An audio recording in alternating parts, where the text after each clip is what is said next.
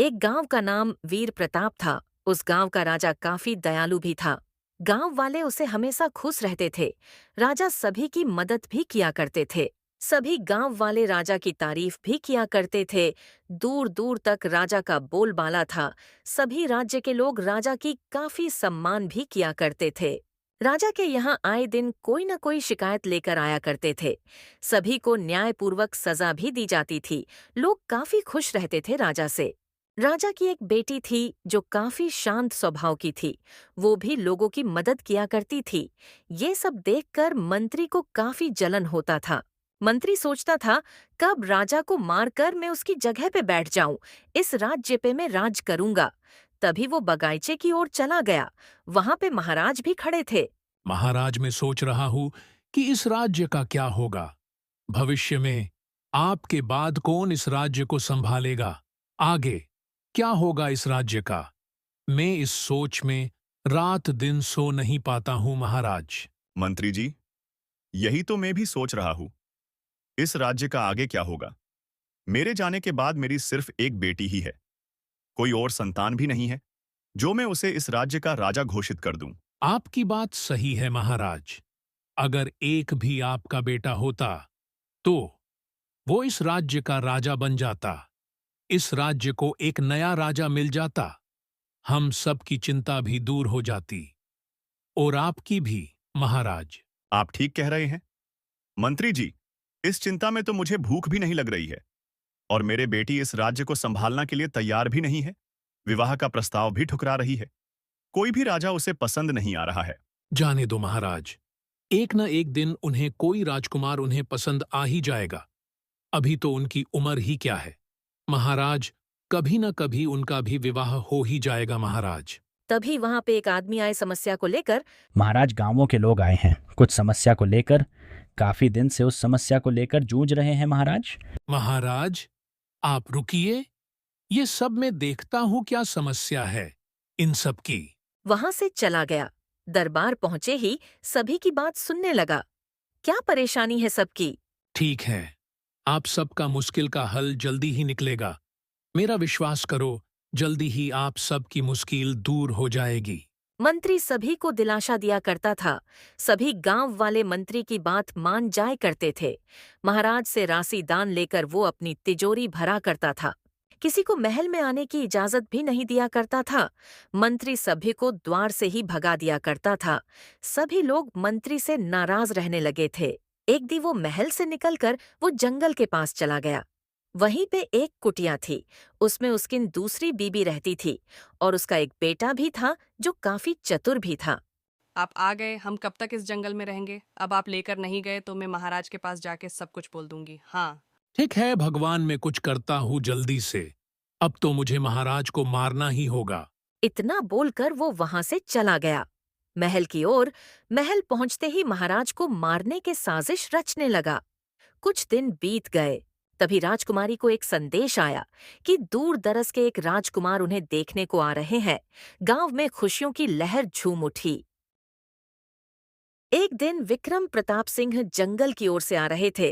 तभी उनको कुछ लोगों ने बंदी बना लिया। उनको एक गुफा में छुपा दिया। महाराज, किसी ने राजकुमार को अगवा कर लिया है। जंगल की ओर से आ रहे थे तभी। राजा वीर प्रताप ये संदेश सुनते ही दरबारियों को पूरा जंगल ढूंढने को कहा। अगर राजकुमार नहीं मिले तो तुम सबको सजा मिलेगी। जल्दी से जाओ, ढूंढे के लाओ। दरबारी वहां से चले गए जंगल की ओर। जंगल की ओर बढ़ने लगे। जंगल में पहुंचते ही सभी लोग यह वहां ढूंढने लगे। राजकुमार को ढूंढते ढूंढते वो सबको शाम भी हो गई थी। वो सब सोच में पड़ गए, राजकुमार नहीं मिलेंगे तो हम सबके सजा दी जाएगी। वो रात में वहीं पे सो गए। सुबह होते ही सब लोग अपने अपने काम में लग गए। राजकुमार को ढूंढने लग गए। सभी के सभी किसी को भी नहीं मिले। फिर वो वहां से चले गए महल की ओर। महल की ओर पहुंचते ही एक दूसरे को देखने लगे। महल में चले गए। महाराज, राजकुमार हमको कहीं भी नहीं मिले। पता नहीं कहाँ चले गए राजकुमार। कहाँ चले गए राजकुमार? कहीं भी नहीं मिले तुमको। मंत्री जी, आप कुछ करिए, नहीं तो इस राज्य और हमारी इज्जत चली जाएगी, हम सबकी। मंत्री मन ही मन में मुस्कुरा रहे थे। एक दिन महाराज में आपको भी इसी तरह उसी जगह पहुंचा दूंगा। महाराज, मैं आपको कुछ दिनों में पता करके बता दूंगा राजकुमार कहाँ पे है। कौन उनको अगवा किया है? इतना बोलकर मंत्री वहां से चला गया। अपने कमरे में महाराज सभी को देख रहे थे। तभी उनकी बेटी वहां पे आई। पिताजी, राजकुमार मिले कि नहीं? अभी तक दरबारियों ने क्या बोला आपको? मोनिका बेटी, राजकुमार का अभी तक पता भी नहीं चला। किसी को मंत्री जी को बोला है, पता करने को, कुछ दिनों में वो बताएंगे हमको। ठीक है पिताजी, जल्दी से आप बताइए, नहीं तो दोनों राज्य में युद्ध हो जाएगा एक दिन। इतना बात सुनते ही महाराज को टेंशन में हो गए। वो वहां से चले गए। अपने कमरे में पहुंचते ही सोच में पड़ गए। अब क्या होगा इस राज्य का? कुछ दिनों के बाद मंत्री जी ने बोला राजा को, राजकुमार का कहीं भी पता नहीं चल पाया है। मैंने अपने सारे जासूस को इस काम में लगा दिया था। ठीक है मंत्री जी, अब मैं क्या जवाब दूं? पड़ोस के राजा को हमारा संबंध भी उस राज्य से खत्म हो जाएगा उनसे। नहीं महाराज, आप टेंशन मत लो, मैं सब कुछ देख लूंगा। आप मुझ पर विश्वास रखिए, मैं इसका कुछ न कुछ हल निकाल के रहूंगा। इतना बोलकर मंत्री वहां से चला गया। बैगईचे में पीछे से राजा भी वहां पे आए। मंत्री जी, आप बताइए राजकुमारी से, अब कौन विवाह करेगा? कोई भी राजा अपना राजकुमार अब हमें नहीं देंगे विवाह के लिए। तभी मंत्री जी के मन में एक षड्यंत्र रचा। अपने बेटे के विवाह के लिए मेरा बेटा इस राज्य का राजा बनेगा और सारी संपत्ति मेरी हो जाएगी, तब मैं इनको मार दूंगा। महाराज, मेरा बेटा है ना जो इस राज्य को और इस कुर्सी को संभाल के रखेगा। आप उसे जानते भी हो। आप वो काफी होशियार भी है और चालाक भी है। इस राज्य को संभालने के लिए एकदम सही है महाराज। राजा उसकी ओर देखने लगा। कुछ देर तक देखता रहा मंत्री को। तुम कहीं पागल तो नहीं हो गए हो ना मंत्री? मैं अपनी बेटी का विवाह तुम्हारे उस बेटे से करूं जो आए दिन आवारा गर्दी करता रहता है? ये कभी नहीं होगा। दोबारा कभी नाम लिया तो तुम सोच लेना। तुम मेरे मंत्री नहीं होते तो अभी मैं तुम्हें फांसी पे चढ़ा देता। मेरी नजरों के सामने से चले जाओ, अभी के अभी। मंत्री वहां से चला गया। महाराज ने उसका बहुत अपमान किया था। कुछ दिनों के बाद मंत्री साजिश रचने लगा। वो सोच में पड़ गया, अब मैं अपने अपमान का बदला कैसे लूं राजा से? तभी उसके मन में एक साजिश आया। हाँ, ये ठीक है। वो वहां से चला गया जंगल की और अपने दूसरे बेटे से मिलने। मैं राजा को धोखे से लाऊंगा। इस जंगल में तुम उनको कैद करके रखना। राजा ने मेरा बहुत अपमान किया हुआ है। मुझे ये राज्य चाहिए अब तो। इतना बोलकर वो वहां से चला गया। महल की ओर राजा को मनधड़क कहानी बना के बताने लगा। अगले दिन वो दोनों जंगल की ओर चले गए। जंगल में पहुंचते ही अगवा कर दिया। मंत्री ने जहां राजकुमार कैद थे वहीं पे उनको भी रखा। मंत्री और उसके बेटा वहां से चले गए। उन दोनों को देखते रहना, कहीं वो भागे तो हम दोनों मारे जाएंगे। इतना बोलकर वो दोनों वहां से चले गए। अपने अपने घर की ओर मंत्री जी महल में पहुंचते ही सभी को झूठ बोला। महाराज को एक शेर में मार दिया है। अब हमारे बीच में महाराज नहीं रहे। अब इस राज्य का क्या होगा? कुछ दिनों के बाद मंत्री ने पूरे राज्य को परेशान करने लगा। सभी से दुगना लगान वसूलने लगा। सभी लोग उस मंत्री से परेशान रहने लगे थे। राजकुमारी को यह बात हजम नहीं हो रही थी। कहीं न कहीं मंत्री कोई साजिश तो नहीं रचा है हमारे लिए? मैं पता करके रहूंगी ये सब क्या चल रहा है। फिर वो वहां से चली गई। बैगईचे में मंत्री वहां पे आए। बेटी, अब तो महाराज नहीं रहे हमारे बीच में। अब मैं तुम्हारी विवाह अपने बेटे से करूंगा। मैं अब यही ठीक रहेगा हम सबके लिए। इतना सुनते ही मंत्री को देखती रह गई। सब कुछ उसको समझ में आने लगा।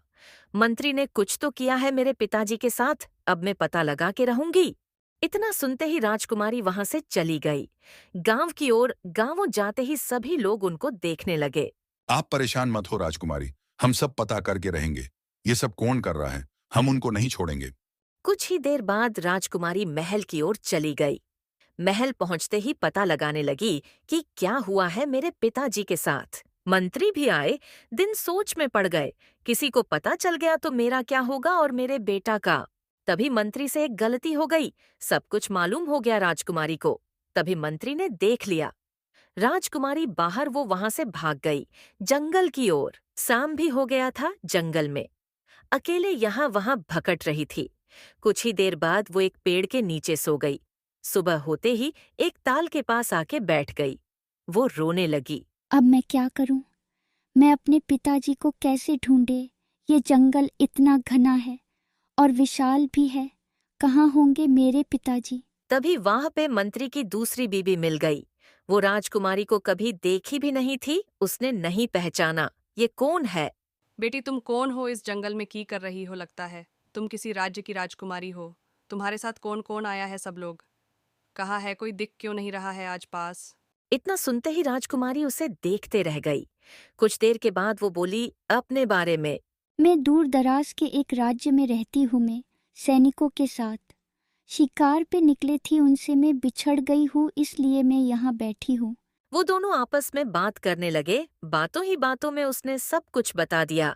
उसे राजा को कहाँ कैद किया गया है, वहां का रास्ता भी बता दिया, कौन कौन था वो भी। रानी ने अपने बारे में सब कुछ बता दिया। वो कौन है, जंगल में क्या कर रही है, ये भी बताया कि मैं कुछ दिनों में उस राज्य की रानी बनने वाली हूँ। वहां से चली गई जंगल की ओर, अपने पिता और राजकुमार को ढूंढने लगी। तभी वहां पे उसे एक गुफा दिखा। उसमें से चिल्लाने की आवाज आ रही थी, बचाओ, हमें बचाओ, यहाँ से निकालो, हम यहाँ हैं, हमारी मदद करो। गुफा के अंदर गई, उसने देखा कि उसके पिताजी और राजकुमार दोनों को कैद कर रखा है।